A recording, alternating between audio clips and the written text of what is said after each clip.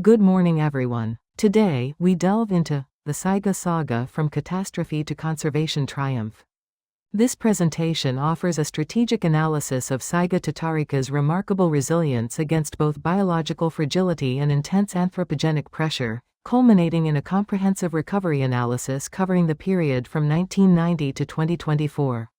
Let's start with an executive summary. The Saiga Antelope faced a dramatic crash. In the early 1990s, the population stood at around 1 million. By 2003, it had plummeted to just 60,000, representing only 6% of its historic levels. This put the species on the brink. However, what followed was an extraordinary recovery, particularly in Kazakhstan. From 48,000 in 2005, the population has boomed to an incredible 1.9 million by 2024. This success led to a significant upgrade on the IUCN Red List in late 2023, moving the Saiga from critically endangered to near threatened. It's important to add a crucial caveat: despite this recovery, the species remains highly vulnerable to stochastic mass die-off events and viral outbreaks. The Saiga is truly engineered for the steppe environment. Its most distinctive feature is the proboscis, a unique nasal structure that serves a dual purpose. It heats freezing air in winter to prevent lung damage and filters out dust in summer. Taxonomically, we recognize two subspecies: Saiga tatarika, found in Kazakhstan and Russia, which is experiencing this population boom, and Saiga tatarika mongolica in western Mongolia, which remains a very fragile population. Behaviorally, Saigas are highly migratory, constantly moving north and south to follow optimal pasture quality. They are also incredibly social, forming massive aggregations for calving in May. This brings us to a tragic event in May 2015, the bacterial mass mortality event. In just 21 days, an estimated 200,000 animals died, representing over 66% of the global Saiga population at the time. The map illustrates how quickly this unfolded, starting with an index case on May 10 in the Amangeldi district, and by May 31, mortality had spread across 3 distinct regions. Alarmingly, there was a 100% case fatality rate. Once a herd was affected, survival was zero. A massive forensic investigation was launched to understand this catastrophe. It involved 3 leading laboratories: FLI, Bright, and IMV, conducting field examinations and analyzing 8 samples. Through high-throughput sequencing and pathogen identification, numerous suspects were ruled out, including foot and mouth disease, peste des petits ruminants, bluetongue, and various toxins. The undisputed culprit was identified as Pasteurella multicida serotype B, which causes hemorrhagic septicemia. The trigger for this devastating outbreak was a climatic anomaly. Unusually high heat and high humidity during the calving season induced the proliferation of this otherwise latent commensal bacteria. Beyond biological threats, poaching has been a persistent challenge, but it's crucial to understand it as a symptom of a deeper collapse.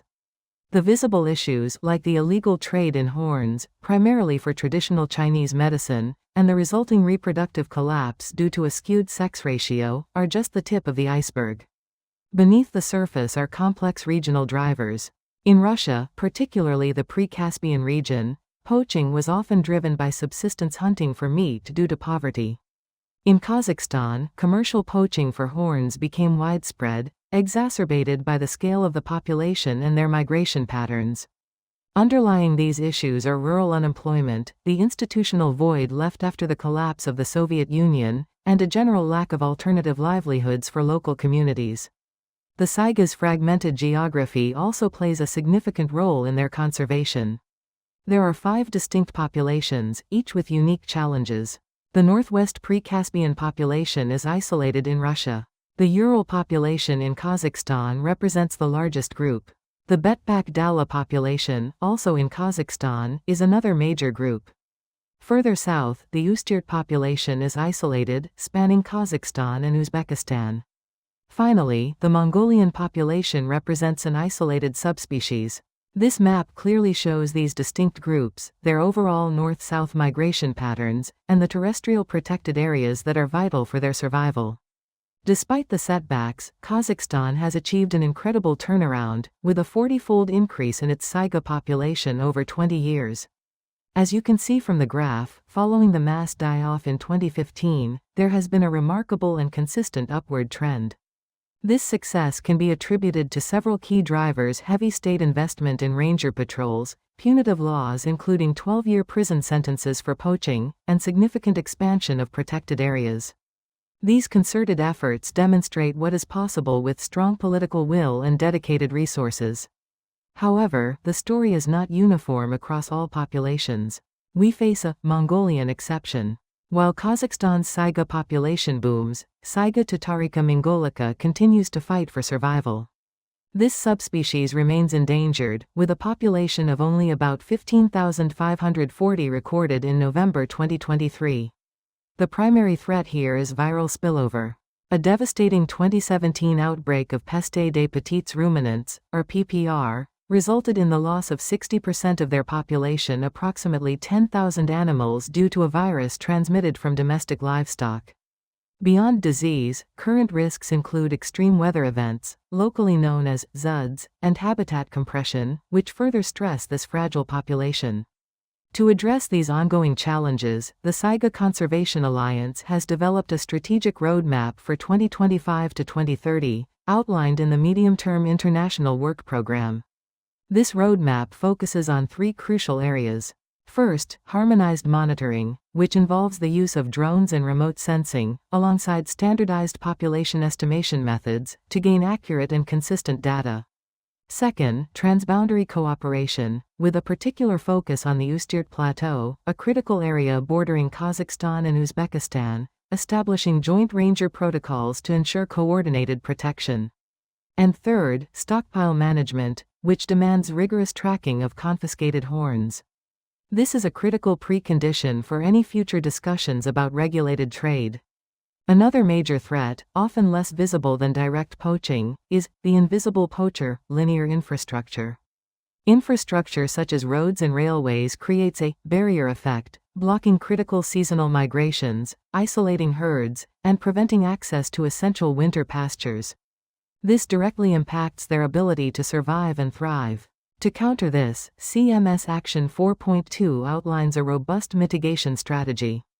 This includes retrofitting existing railways and roads using comprehensive atlases like the Central Asian Mammals Migration and Linear Infrastructure Atlas, implementing new development standards by adhering to IFC 1 and IFC 6 biodiversity standards, with the ultimate goal of achieving landscape permeability to ensure safe passage for Saiga. Looking ahead, a significant future threat is climate acting as a biological trigger. We saw in 2015 how the combination of latent commensal bacteria, specifically Pasteurella multicida, plus high heat and humidity, a trend exacerbated by climate change, can lead to lethal proliferation and hemorrhagic septicemia.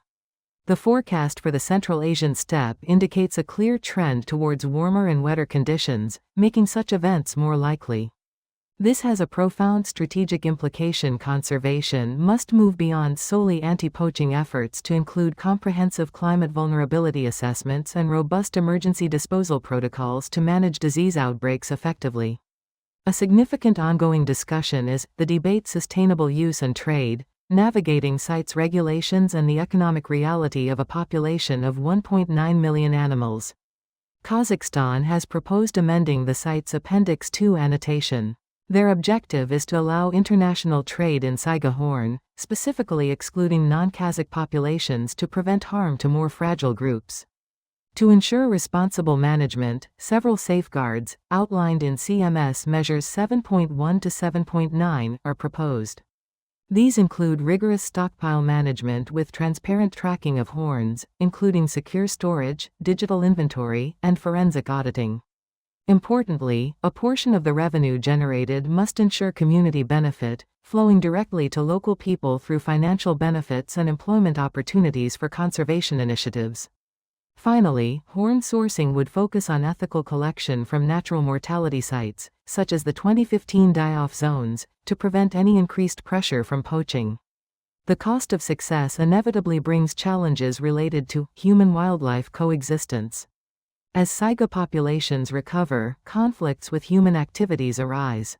This includes crop damage on agricultural lands, competition for pasture and water with domestic livestock, and potential disease transmission risks between wild and domestic animals. To mitigate these conflicts, CMS Measure 3.6 outlines strategies such as developing state compensation mechanisms for farmers and researching effective crop insurance schemes. The overarching goal is to shift local perception from viewing the saiga as a pest to recognizing its value as an asset, fostering a more harmonious coexistence. In conclusion, while the saiga's incredible recovery proves that extinction is indeed reversible, resilience is not permanence. We have demonstrated that with dedicated effort, a species can be brought back from the brink. However, the ongoing challenge is to strategically manage connectivity across fragmented landscapes, adapt to the increasing pressures of climate change, and ensure sustainable human-wildlife coexistence. These three pillars will define the future success of the Saiga saga.